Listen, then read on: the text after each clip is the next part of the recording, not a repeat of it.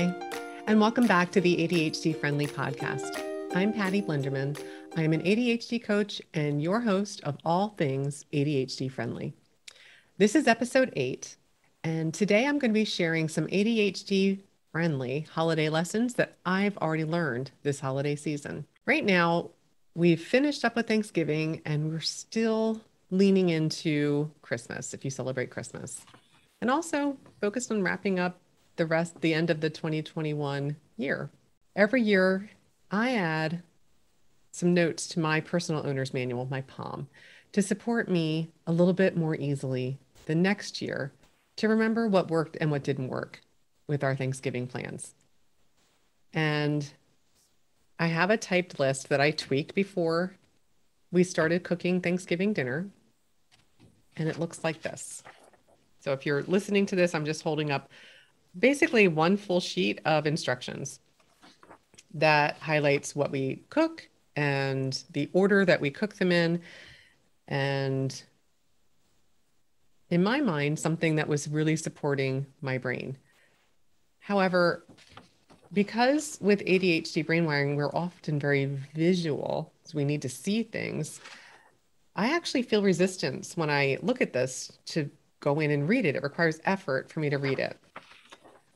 I didn't really notice that it was requiring a lot of effort until my husband took my list and he made a spreadsheet. Now, if you've listened to any of my previous ADHD friendly podcast episodes, you know I love a spreadsheet.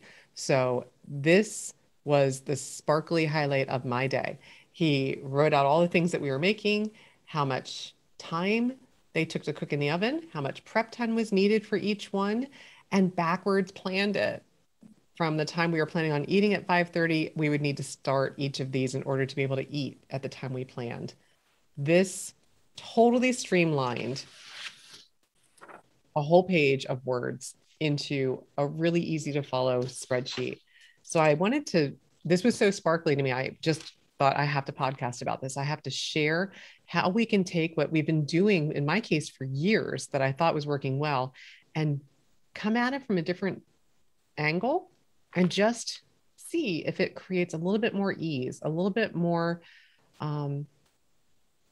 accessibility to our plan so that we can get started with more ease. We have an easier time getting the things checked off. So I just loved that he made a spreadsheet and I didn't, and it really worked well. The other thing that was a lesson that I learned was something that I've been doing a little bit more intentionally recently, but this had a little bit of an unexpected positive impact on my week. So last week, all of us were together for the week of Thanksgiving. My 2 kids, who are living out of the house now, came home. So we were all together, all 6 of us. And it was a busy week.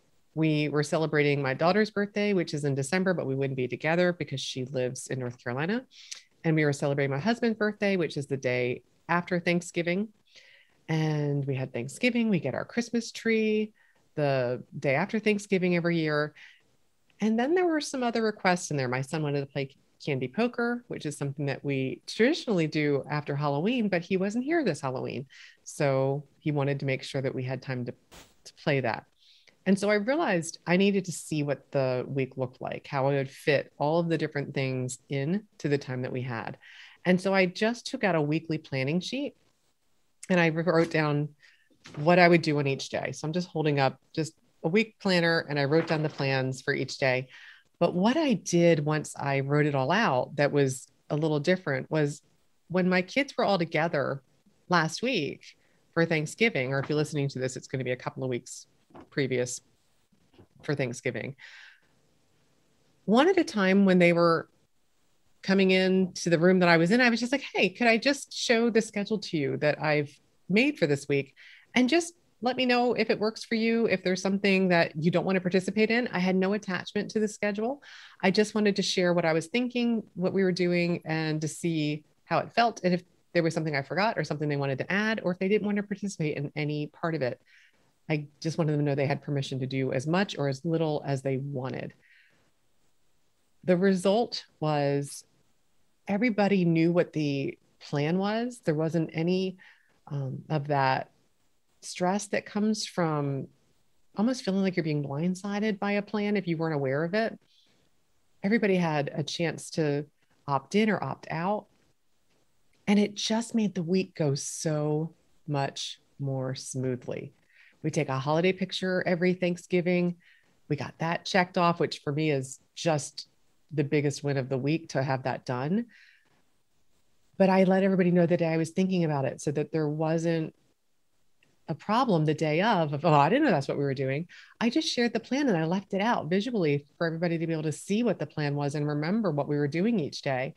And I just wanted to highlight that and share it with you in case there's something in there that might work when you're going into the remainder of this year or any other events that you're planning. What might work to support you and any other friends or family members that you're including in your plans to be able to navigate them with a little bit more ease.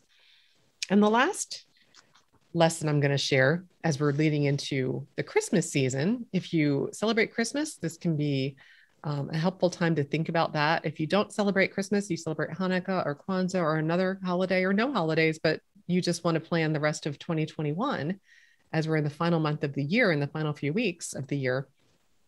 Maybe you want to think about how you can wrap up 2021 intentionally. And to do that, I always call it getting out of the weeds. If we're down into the one task after the other and just thinking about what do I have to do next? What's the very next thing? And we're just down in there without stepping back and taking a bigger picture to see what is the most important thing? What are my priorities for this month? And if you're celebrating Christmas, in my case, like I am, what is my intention for this Christmas season? I always feel very rushed, no matter how much I intend to have a calm Christmas where everything's checked off and done. So I can just sit and watch holiday movies and knit by the fire. Literally, I just want this space of time to not have to be running around and doing a bunch of things.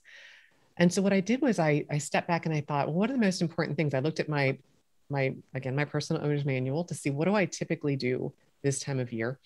And then I really thought about what are the priorities? What are the things that I absolutely want to do? And then what things maybe could I let go of if it's going to feel too busy for me?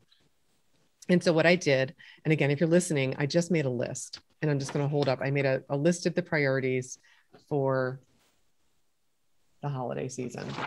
And then from my list of priorities, I then got out a blank December calendar and I just started plugging things in from my priorities. And some of my categories for my priorities are holiday cards. I do them every year. And that's what the family pictures from. So I took the family pictures. So I now have a photo card that I'll make from that.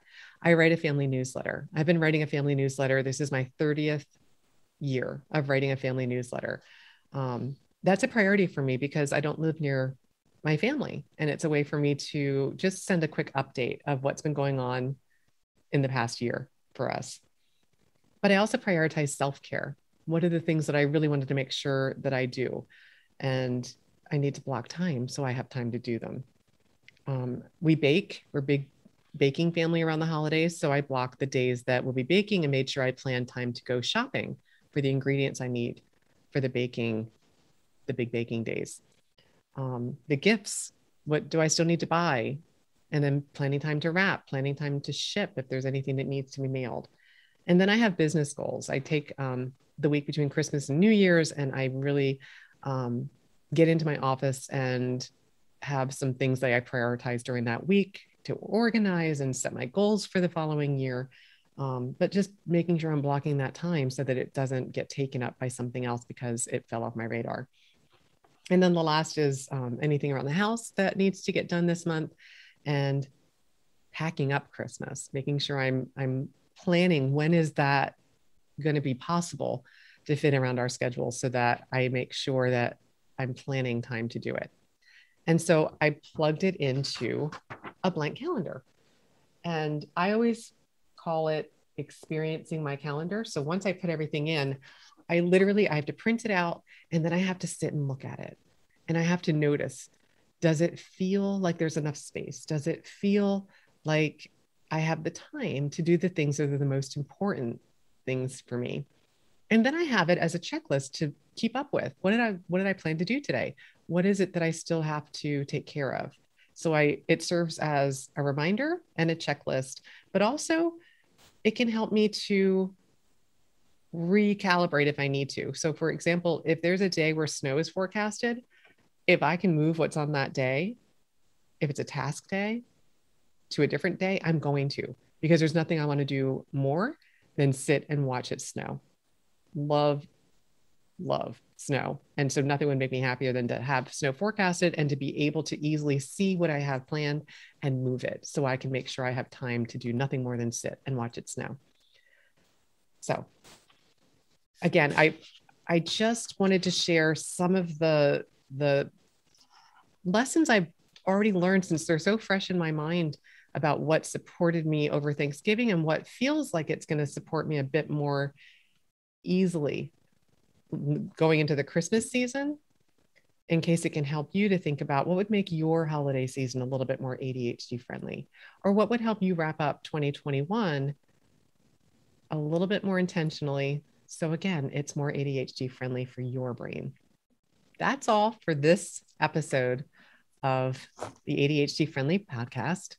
I really do appreciate your time, your focus, and your attention, and hope that as I shared some lessons that I've already learned to make my holidays more ADHD friendly, that they might support you to make yours a bit more ADHD friendly. Until next time, tally ho.